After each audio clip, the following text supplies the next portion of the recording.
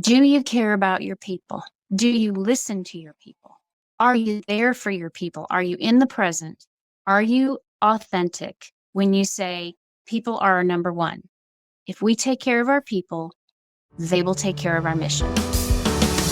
You're listening to the Building a Coaching Culture podcast. If you need to compete and win in the 21st century labor market as an employer of choice, this podcast is for you.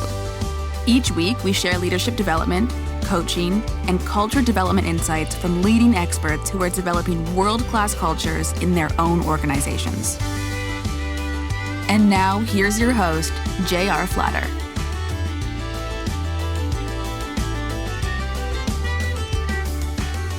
Hey, welcome back, everybody. I'm J.R. Flatter. I'm here with my co-host, Lucas, and this is our podcast, Building a Coaching Culture. And we're very honored to have as our distinguished guest here today, someone that Lucas and I have been working with for a long time, but really, this will be our first really in-depth conversation, Lori Surgnier. And Lori, we're going to allow you to introduce yourself in a second, but I was just going to remind everybody who our ideal listener is, who we're speaking to. And it's really any leader of a complex organization that's competing in this 21st century labor market in their efforts to become an employer of choice. So it's no secret to anyone on this call that there's a great resignation going on. The labor market's hyper competitive, and that's not going away anytime soon. So Lori, with that said, jump in here and I want you to brag about yourself. Because Lucas and I brag about you all the time, but it'd be more meaningful for you to do it. Well, thank you. First of all, I'm honored to be here. It's a very humbling experience for me, an opportunity that gives me a platform to share a little. That dreaded question, tell us a little bit about yourself, right? Leadership development, coaching, and how I got to where I was today. And honestly, my journey started when I was in first grade, believe it or not. And I'm only going to talk about those key experiences. So, not going to go all the way back, but my parents and grandparents were very involved in my life from the very beginning and taught me a lot of lessons. But the biggest lessons that were really learned and really left an impact on my life as I grew up were the ones that I was actually experiencing for myself. Those experiences where my parents and my grandparents weren't around. And one of those things, for example, public speaking, first grade, right? That's where I first learned public speaking. I was in a Catholic school. I went to a Catholic school. We went to Mass every day as first graders, and I got to say the Lord's Prayer, probably on an average of 3 to 6 times a month. Really enjoyed that. And then I went on to second grade, and that's where I learned about followership and leadership because I was a Bluebird, which is like a prequel to the Girl Scouts. And then I went on to learn about how to be strong and have a kind heart and treat others with love from a teacher in third grade that bullied me.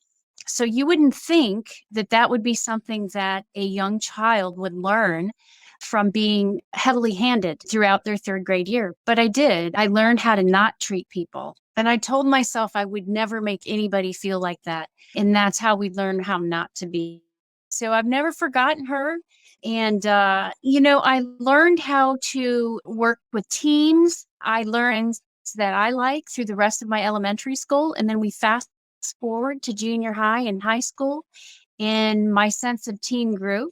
I continued to grow in leadership by those learning lessons in trust, authenticity, being present was so important. Taking responsibility, all of those things prepared me to serve 21 years in the United States Air Force, which I'm proud to have done. And what are some of those defining moments? I have really, there's tons, but there's two that really grew me as a person and as a leader. And one of those defining moments was being charged with standing at the fax machine, if that gives you any idea of how far back we go. And I had the displeasure of waiting at that fax machine for a list of the deceased during the bombing of the Khobar Towers. And unfortunately, my children's father's name on that list. I did not. Thank God he was a survivor. He did lose a couple of his airmen. But that was a truly defining moment for me because not only did I have a personal tie to that, but there was a professional tie to it. And it taught me in that moment what it was all about, what it was all about, how connection is so important, how knowing that people are dying for this cause is so important. And what does that mean in giving back? And the other experience that I had was really the whole time and the whole tour that I had of being an Air Force First Sergeant. Wow, talk about a rewarding time in my service, helping people.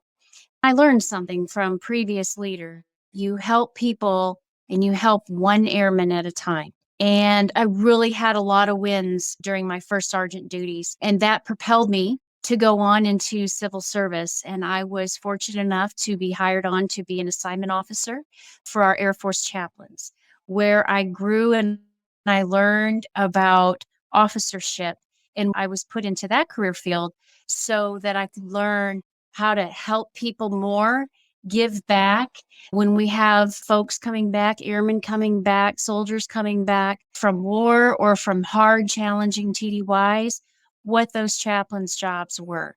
Really taught me a lot about myself as well. And then from there, I was selected to manage, in my professional opinion, one of the hardest programs there is in the Air Force, and that's our Exceptional Family Member Program for our Air Force families, as well as the humanitarian assignments for our Air Force members who have loved ones at home that have a life expectancy. And we want them to share that time, that lasting time with their loved ones. That's when it really come down to, it's not about numbers, it's about people. It's about helping those people and going above and beyond and looking past policy sometimes. And that's what it took, and very rewarding. Some tears were shed, but there were some laughs along the way too, and really appreciated that.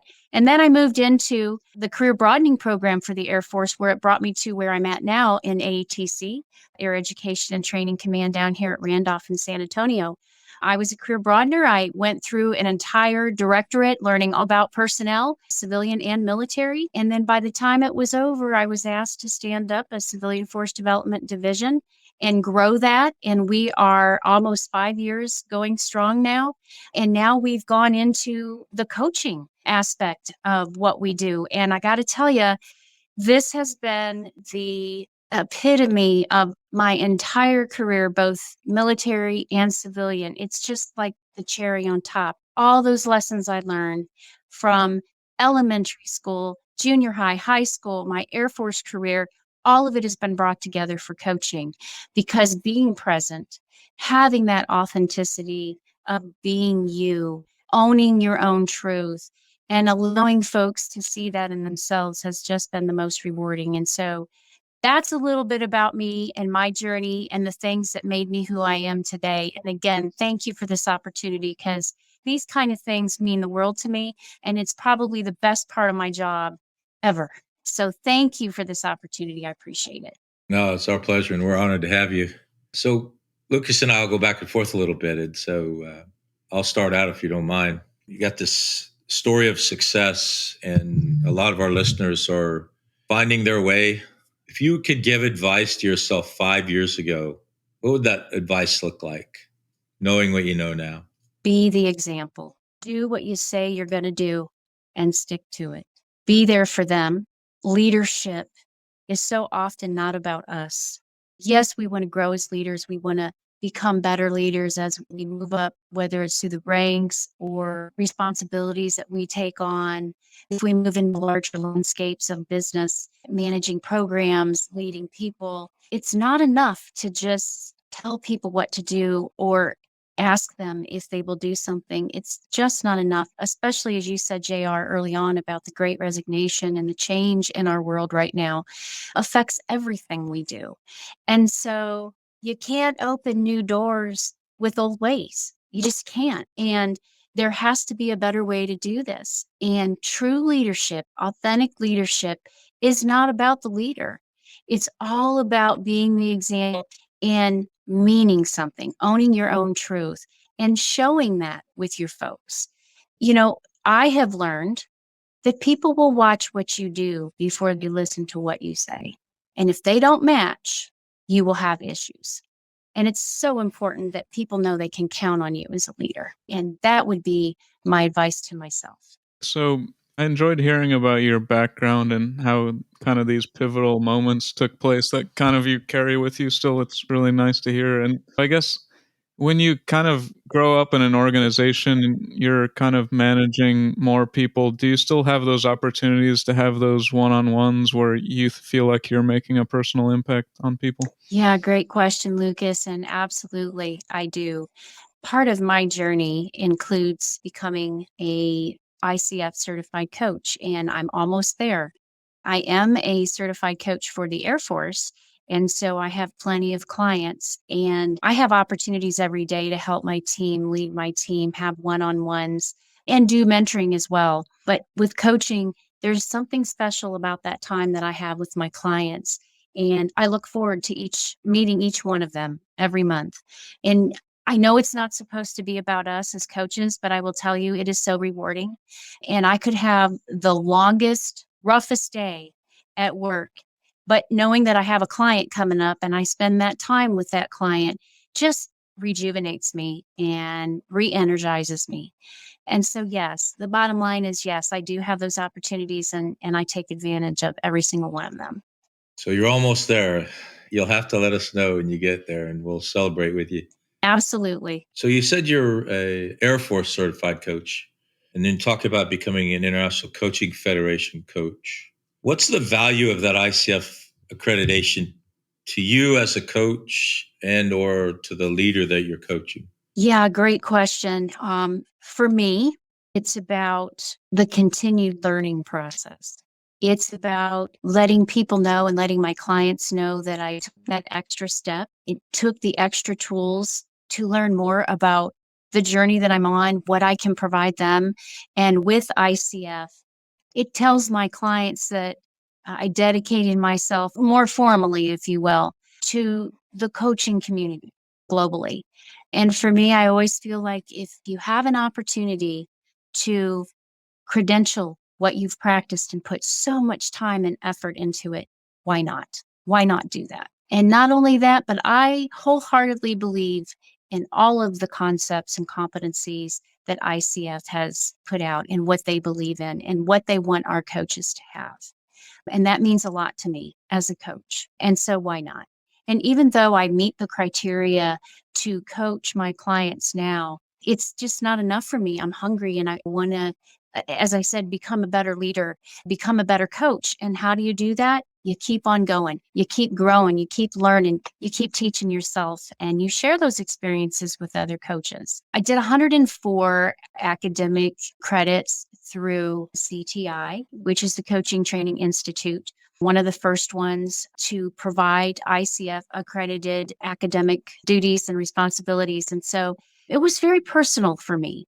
My journey started out with self reflection, understanding who I am as a person so that I can better serve my clients. And I have less than 40 hours to go to submit all my paperwork for ICF. I've done my mentoring coaching, I've got my recordings, and so I'm ready to go.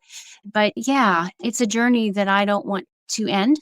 And I feel like ICF is one of those pinnacles, if you will, in such a important aspect of what we do in everyday life. And I will tell you that it concerns me that we're not as regulated as we should be. And I feel like ICF helps us coaches in understanding what it is we're there for and help regulate us in terms of taking care of our clients and knowing when we need to refer them out and when not to. So that's how I feel about ICF and why it's important to me and why I want to keep going with my coaching journey and my coaching path. So aside from the kind of one-on-one formal coaching relationships, are there any benefits that you're seeing by having coaches trained in an organization level? Oh my goodness, yes. So we have a community of practice that we conduct every month, and I lead that. And it's all of our DAF coaches. And what an amazing team. And we share those experiences across the board. And I have to tell you that the wins that we all share all have to do with, even if they're not coaching someone one on one. So if we take away just the client aspect of it, they're using those coach like skills across the board when they're talking with teams or peers or even their leaders. in terms of those compelling questions, right? Those powerful questions that get people motivated because they feel empowered.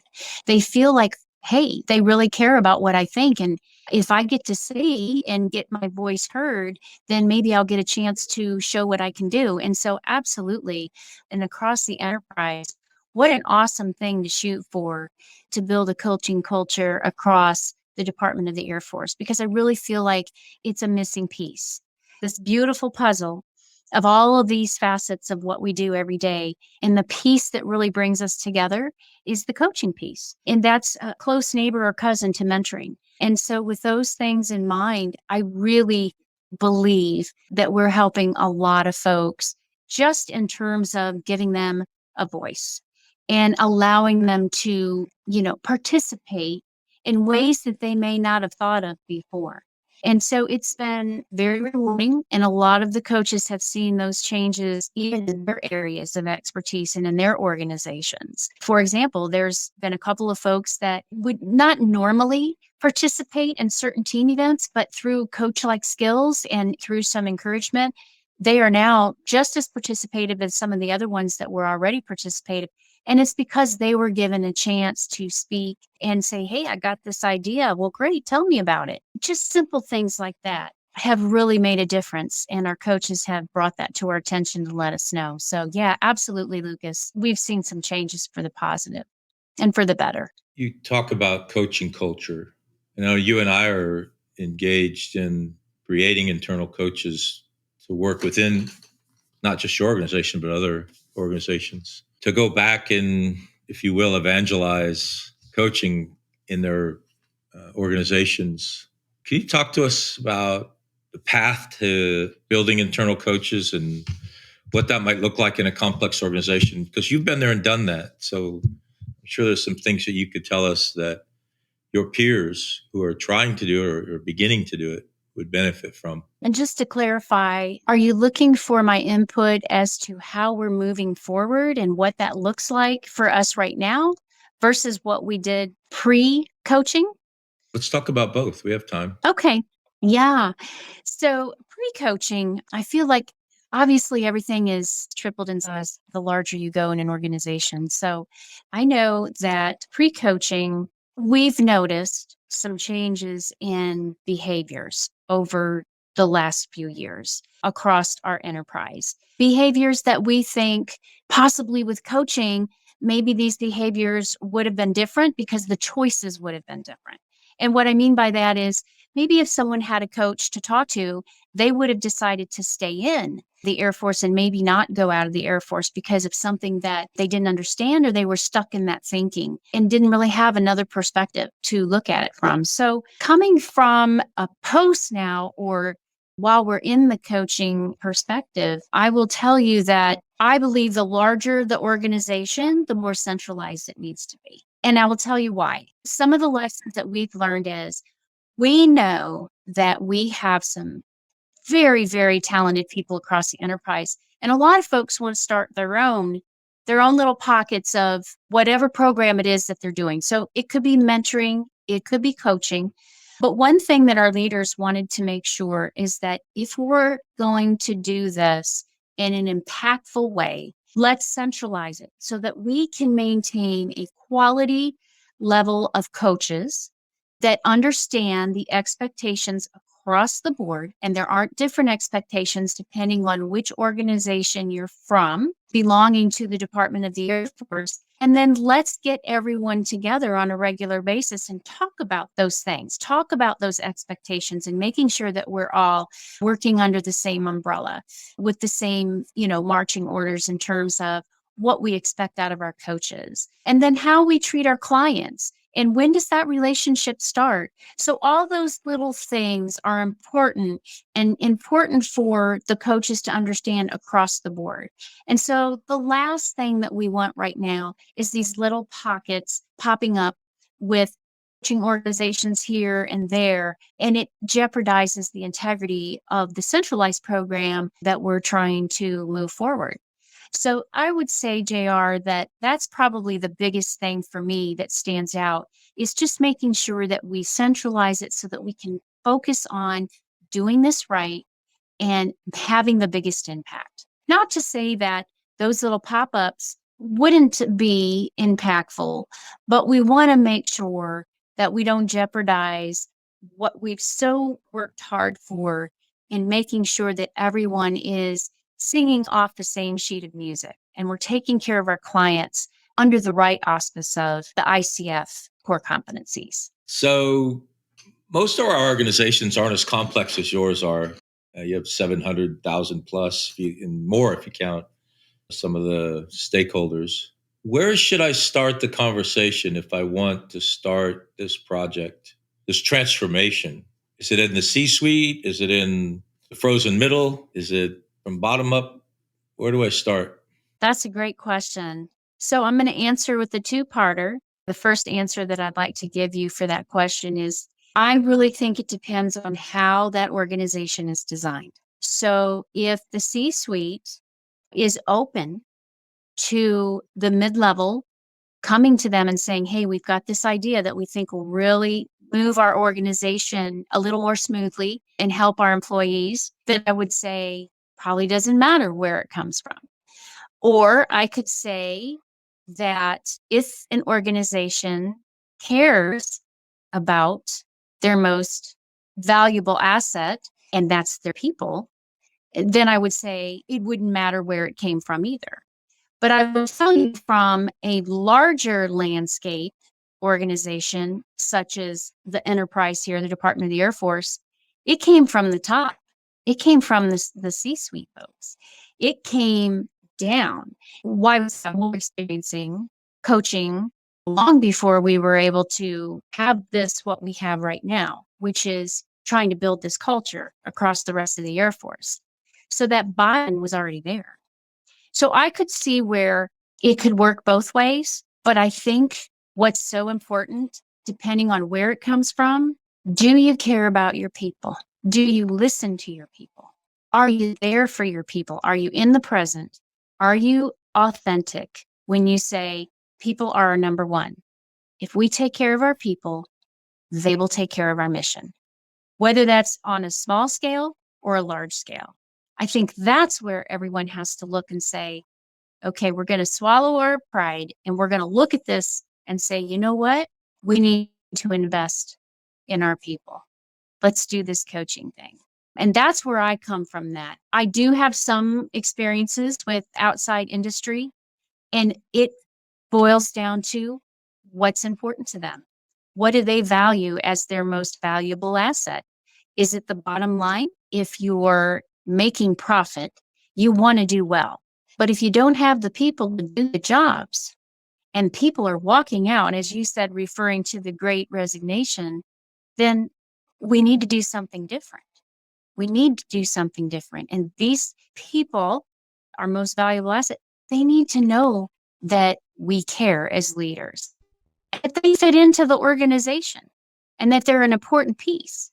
I probably gave you more information than you were hoping for, JR, but very passionate about that and how our organizations deal with. I mean, we see Amazon on television all the time, different medical organizations on TV pushing different training and learning platforms. And it's all because they want their folks to learn and they want them to learn better. So let's make them better. And let's give them something that they can call their own while they're going through these tough times. So yeah, that's my piece for today on that. We like to talk a lot about, these success stories where maybe somebody has heard about coaching and they fold their arms and they think, oh, that's not for me. What's the point of opening up to people? What would you say to some people that might be more apprehensive about, adopting this kind of a culture? Believe it or not, I've had one or two clients that were a little apprehensive, but were courageous enough to dive in and allow me to go on their journey. And I think it was the compelling questions, those powerful questions that really got them, because they weren't expecting that. They were expecting me to tell them what they needed to do. And I think the biggest question so far with all my clients that I've seen have the most impact, they'll start off with, here's my challenge, here's what I'm really thinking, and I don't know why I'm thinking that. And so I'll just look at them and say, what do you value? And they look at me like, why are you asking me that question? That's not That's not what I want to hear. I mean, and I just, I try to strip away some of the things that are all jumbled in their minds because they're trying to figure out this problem. And by the second session, they've had some aha moments. They are in. They don't know what this thing is, but they know that they're making some progress. And I just want to tell folks, those that seem a little hesitant or a little suspicious about how this all works, again, not about the coach, right? It's all about them. And they already have the answer. It's just getting them unstuck so that they can see different perspectives. And it's really rewarding as a coach. And so I would just push that forward. And I've even had somebody say, look, my supervisor really wanted me to do this. I don't know. I'm just not real keen on this coaching thing. So what do you got for me? And I'll just use a couple exercises and say, hey, what do you think?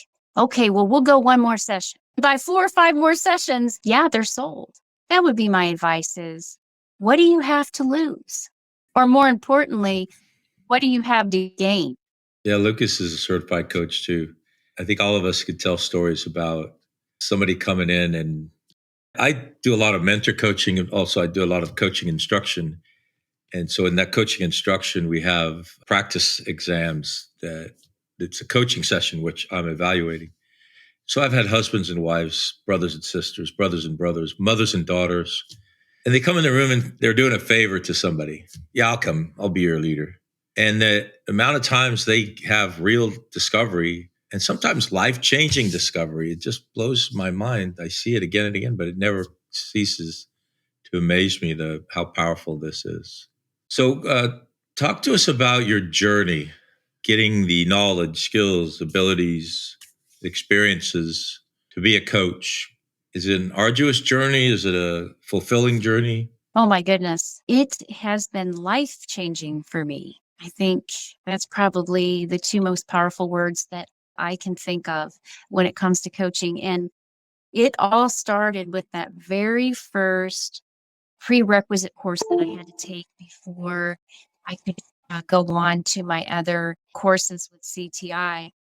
And it was 5 days of self reflection, understanding powerful questions, using different avenues, different modalities to communicate. And there were certain things, certain questions that we would ask each other. And I'm like, wow, I wish I would have had this 10 years ago.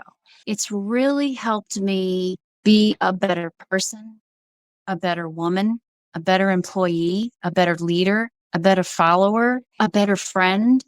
I like to think of myself as a servant leader because I just like to help people and not just help them, not enable them, but encourage them, support them, teach them. I've always been of that type of personality. Coaching compounded that for me. It just was such a beautiful thing to see blossom. And I knew from that day forward, this is what I'm going to do. Whether I do it in the Air Force, once I retire, I continue on, but this is who I am and I'm well connected.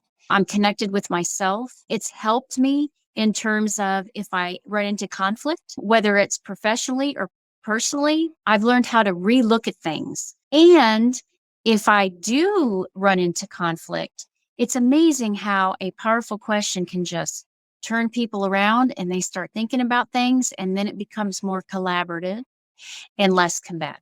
So I have to tell you, JR, just for me, life changing. And I will continue down this path until something tells me that I need to turn the corner and do something else. I don't see that happening. I see myself just continuing to grow. I do that through books, through webinars, through seminars. And the fact that I get to do this with all of you and the Flatter organization as part of my job, I really feel like, gosh, can I have this much fun and get paid for it? I don't know. And let's remember I'm working for the government. So, but I do. I look forward to getting up every morning and coming in, and, coaching came in right at the right time for me. I'll tell you the same thing I told a very senior executive yesterday who was saying similar things. It's a labor of love for us. Love that. It's our tradition that Lucas gets the last question. So we've talked a lot about getting outside of your comfort zone, gaining a perspective through powerful questioning and that kind of thing. Do you have anything in your life, any hobbies or any activities that you think have kind of allowed you to gain more perspective outside of, the work environment? Yes. And probably some of our listeners are going to go, yeah, I do that too. And other listeners are going to go, really? Adult coloring. Oh, that's a new one. Oh, I know. Yes, I know. And I love it. Like the business of our business every day, whether you're at home and the lists that, all the to-do list, right? There's some anxiety with that. And so adult coloring with professional adult coloring utensils. I mean, this is a big thing, right? You can really put a lot of money into this. Really helps me with that. It helps me recenter. And then I love to paint. I love to paint. So that is very therapeutic for me. It recenters me. It helps me think about, believe it or not, when I'm going through certain aspects of my coaching modalities and powerful questions. Sometimes it'll help me go back and think about some of the sessions I've had with my clients. But yeah, painting, anything that allows me to envision color, it's almost like music, right? Different colors bring different moods. I didn't know how you all would take that, but some people are on the coloring bandwagon with me. Others are like, really? But yeah, I love it. I love it. My wife has done those in the past for sure, and I do like cartoon drawing, so Yeah. I'm definitely probably more open-minded about that. Well, that concludes this episode of Building a Coaching Culture. I truly hope that this episode was helpful to you. If it was, be sure to follow us wherever you listen to podcasts. Maybe stop and give us a rating or a review and share this podcast with someone who might find it helpful as well. Thanks again, and we'll see you next time.